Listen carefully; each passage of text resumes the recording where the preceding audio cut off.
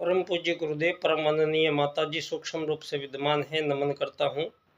विश्व मानव को प्रणाम करता हूँ और आदि शक्ति माँ गायत्री प्राणों की देवी प्राण के रूप में संपूर्ण जीवों के साथ साथ मानव का जो जीवन है वो उन प्राणों से धरती पर संपन्न होता है और वो प्राण ही आदि शक्ति माँ गायत्री हैं, जिनके कारण संपूर्ण जीवों के साथ मानव का जीवन धरती पर चल रहा है। उन आदि शक्ति माँ गायत्री को मैं बारंबार नमन करता हूँ। दोस्तों, बात है युग परिवर्तन की और युग निर्माण योजना की। तो उस महाकाल सत्ता ने यहाँ हमारे सनातन हिंदू भारत की जो संस्कृति और धर्म के जो हमारे मापदंड है वो उच्च कोटि के वैज्ञानिक धरातल पर टिके हुए हैं।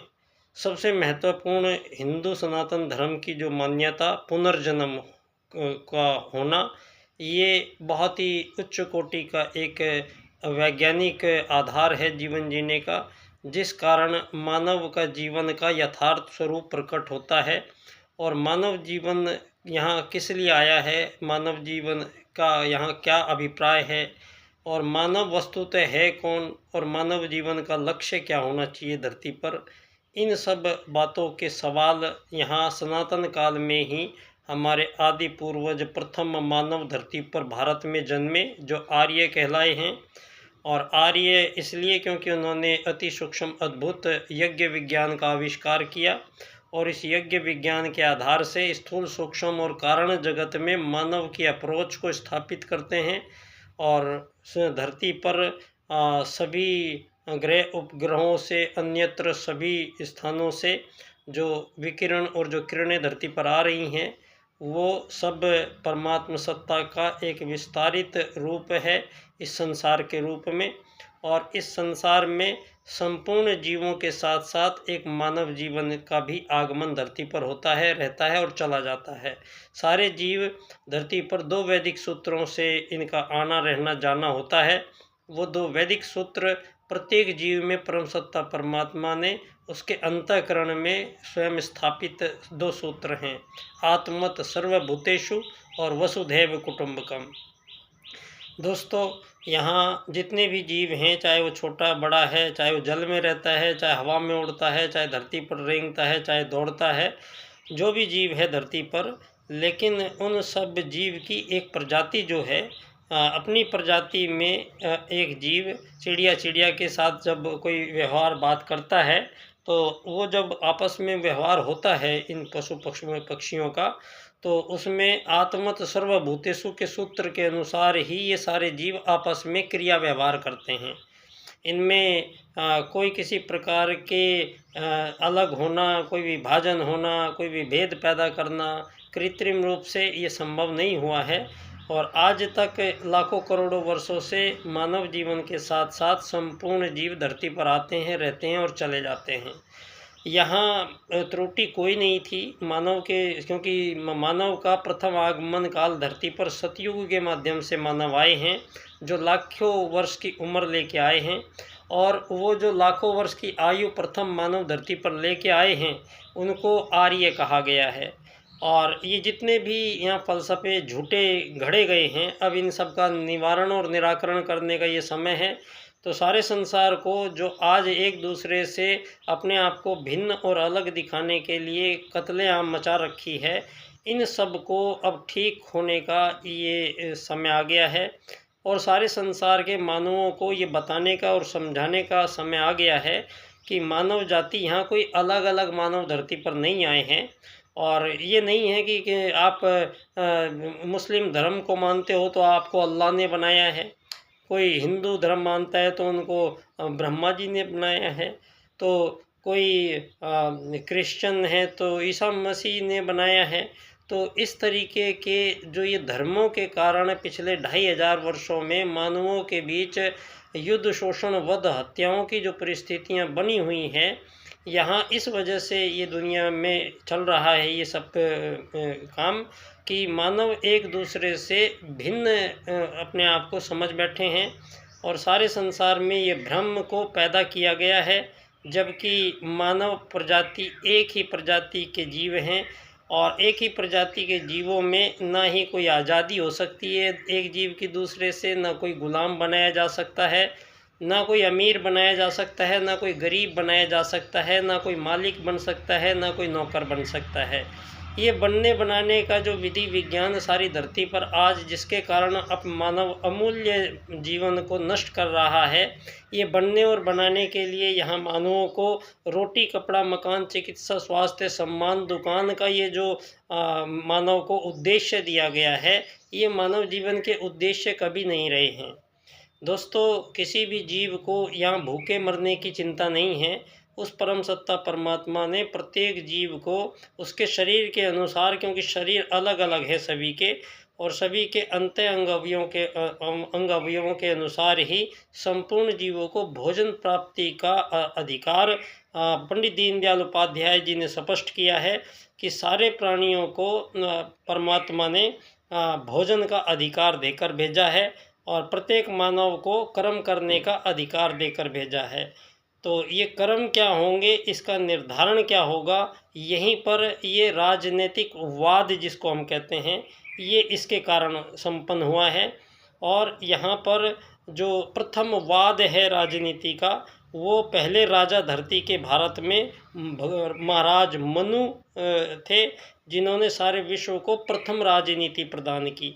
और राजनीति की आवश्यकता सतयुग में नहीं थी। सतयुग के बाद, सतयुग में न राजा कोई, न प्रजा, न कोई दंड, न कोई दांडिक, न मानव से किसी का दूसरे से कोई बैर, कोई किसी प्रकार का मानव के बीच में तनाव और किसी भी तरह का कोई समस्या नहीं थी। ये जो भी समस्याएं आई हैं, ये वेद काल के बाद में ही आई हैं और प्रारंभ काल में ही वेदों को अनुसंधानित किया गया है हमारे आदि पूर्वज उन आर्यों के द्वारा। और काफ़ी समय बाद जब आर्यों में से कुछ लोगों ने आर्य पद्धति को फॉलो नहीं किया, तो आर्यों ने आर्यव्रत क्षेत्र से उन लोगों को देश निकाला दिया था और ये लोग सुदूर दुनिया में जाकर बसे हैं। को अमेरिका में गए हैं, ऑस्ट्रेलिया में गए हैं, आज भी वहाँ राजा बलि की राजधानी बोलिविया आज भी अमेरिका में विद्यमान है। तो यहाँ साबित करने के लिए हमारे पास अब इतने अनंत मौके मिल रहे हैं कि सारे संसार को अब ये बताने का समय आ गया है कि सारे संसार में जो भी मानव आज काले, पीले, गोरे दिखाई देते हैं, अलग अलग भाषा बोलते हैं, लेकिन इन सब का जो पिता है धरती पर वो एक ही है। और वो पहला जो मानव धरती पर आया है वो भारत में जन्मा है और उसका नाम मनु है। और मनु पहले राजा बनाए गए। मनुवाद पहला राजनीतिक दर्शन विश्व को दिया गया, जो वैदिक जीवन पद्धति को आधार बनाते हुए मानव को परिचय, मानव का और मानव का लक्ष्य दोनों का निर्धारण यहाँ पर इन दो सूत्रों के माध्यम से संपूर्ण जीवों के साथ साथ मानव जीवन का भी यहाँ उद्देश्य निर्धारित किया जा चुका है। आत्मत सर्वभूतेषु के सूत्र के अनुसार सारे संसार के जो भी मानव हैं, इनमें कोई भिन्नता नहीं है। और पंडित दीनदयाल उपाध्याय जी जो विश्व राजनीति के पुनर्निर्धारण का कार्य संपन्न जिन्होंने किया है, उन्होंने इस सूत्र को एकात्म मानववाद के राजनीतिक सूत्र के रूप में सारी विश्व राजनीति के सम्मुख प्रस्तुत किया है। और अर्थायाम का राजनीतिक दर्शन जो पहली बार धरती पर इस पूंजीवाद की काट प्रदान करता है, पूंजीवाद को समाप्त करता है। पूंजीवाद मतलब धन आधारित जीवन पद्धति, जिसके कारण मानवों में विभेद और विभाजन स्थायी रूप से पैदा कर दिए गए हैं। ये अमीर बनेगा, ये गरीब बनेगा, ये मालिक बनेगा, ये नौकर बनेगा। तो ये बनने बनाने का जो सिलसिला यहाँ चला था, आज सारी दुनिया के सामने आर्टिफिशियल इंटेलिजेंस ने आज जो रोबोट बनाए हैं, अब ये रोबोट मानवों के सारे काम 80% से ज़्यादा काम 2-4 साल के अंदर करने लगेंगे। तो ये बात भी साबित हो जाती है कि आज तक जो मानवों से काम धरती पर करवाए गए हैं वो मानव के काम थे ही नहीं। अब ये इस बात स्पष्ट हो जाएगी कि मानव यहाँ 100 गज ज़मीन खरीदने के लिए, उसका मालिक बनने के लिए, उस पर पत्थर का मकान चुनने के लिए उसने जीवन नहीं लिया है। और ये जो कार्य थे ये बिना मतलब के कार्य सारे संसार के सम्मुख इस पूंजीवाद की देन है, जिसके कारण ये अमीर गरीब का यहाँ एक ऐसा सिस्टम चला जिसके कारण मानव के जीवन का लक्ष्य ही बदल गया है। चूँकि हमारे वेद पहले ही ये बात घोषणा कर चुके हैं कि मानव मूल रूप से शरीर उसकी परिचय नहीं है, शरीर में आई हुई चेतना, रूह, सोल, वो उसका परिचय है। तो आज सारी दुनिया में राजनीति के पुनर्निर्धारण का कार्य जो संपन्न हो रहा है, वो सारे संसार के 8 अरब मानवों के लिए मानव को एक आत्मा मानते हुए और सारे संसार के मानवों को केवल धरती का एक समान यात्री मानते हुए ये पुनः राजनीति का निर्धारण यहाँ पंडित दीनदयाल उपाध्याय जी के 4 सूत्र कर रहे हैं। जो विशेष इनका व्याख्यान इस क्रम से होगा। आर्थिक लोकतंत्र द्वारा अर्थायाम आधारित एकात्मवाद की स्थापना से अंत्योदय की प्राप्ति जब हम करेंगे तो सारे संसार के मानवों के बीच ये हजारों साल के युद्ध, शोषण, वध, हत्याओं के सदा के लिए समापन करने का ये समय है। और इसी को युग परिवर्तन कहेंगे, जहां मानवों के बीच संपूर्ण समस्याओं का समाधान प्रस्तुत कर दिया गया है। दोस्तों, युग परिवर्तन के 2 ही सूत्र बन रहे हैं। आत्मत सर्वभूतेषु के सूत्र की सिद्धि राजनीति में पंडित दीनदयाल उपाध्याय जी करते हैं। और इस धन का जो धन के कारण आज ये सारी दुनिया आपस में ही लड़ रही है, इस धन का संपूर्ण निदान कर दिया गया है अर्थायाम के राजनीतिक सूत्र से, जिसमें दीनदयाल जी एक ऐसी दुनिया का निर्माण करते हैं जहां पूरे जीवन काल में धरती पर किसी भी मानव को धन की कमी नहीं होगी और किसी के पास धन की अधिकता नहीं होगी। तो ऐसी स्थिति परिस्थिति मानवों के सम्मुख प्रस्तुत की जा रही है, जो सतयुग के आगमन का परिचायक होगा, जहां मानवों के बीच कोई भी विभेद और विभाजन बचेगा नहीं। और इन सब का निराकरण परम पूज्य गुरुदेव वसुधैव कुटुंबकम के रूप में सारे संसार के संपूर्ण प्राणियों का एक ही परिवार बन रहा है, अखिल विश्व गायत्री परिवार, जिसका मतलब हुआ है सारे संसार के संपूर्ण प्राणियों का एक ही परिवार वसुधैव कुटुंबकम बनेगा। सारे संसार में मानवों के बीच जितनी भी कृत्रिम सीमा रेखाएं हैं, ये सारी सीमा रेखाओं का समापन करना पड़ेगा। और सारे संसार में जो ये राजनीति चल रही है, सारे संसार की राजनीति को हटाकर सारे संसार की एक ही सरकार बनेगी, विश्व सरकार। और ये विश्व सरकार होगी और सारी दुनिया यात्री होगी धरती पे।